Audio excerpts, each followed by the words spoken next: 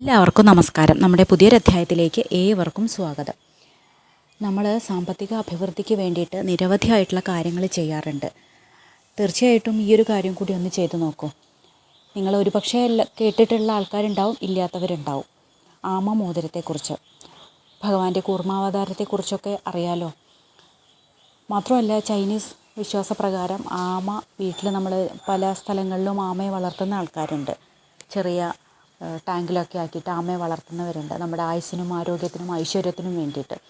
അപ്പോൾ ഈ ആമ മോതിരം നമ്മുടെ വിരലിൽ ധരിച്ചാൽ വളരെ ക്ഷമയോടുകൂടി നമ്മൾ പ്രാർത്ഥനയും മറ്റു കാര്യങ്ങളൊക്കെ ചെയ്യാറില്ലേ, അതുപോലെ തന്നെ വളരെയധികം നമ്മുടെ സ്വഭാവത്തിൽ വ്യത്യാസം വരും, നമ്മുടെ സാമ്പത്തിക അഭിവൃദ്ധിയിൽ വ്യത്യാസം വരും, നമ്മുടെ സർവ്വവിധ ഐശ്വര്യങ്ങളും നമ്മുടെ തേടി വരും.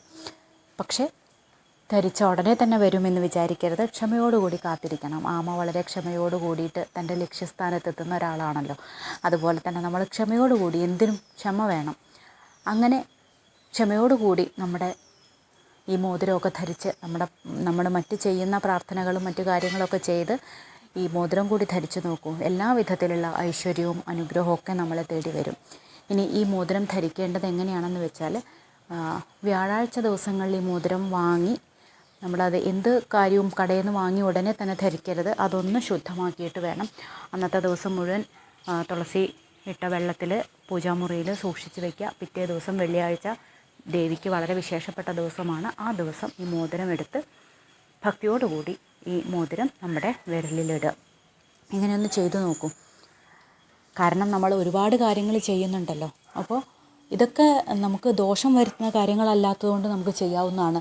പിന്നെ ഈ മോതിരം നമ്മൾ ധരിക്കുമ്പോൾ അത് വെള്ളി കൊണ്ടുള്ള മോതിരമാവാൻ പ്രത്യേകം ശ്രദ്ധിക്കുക.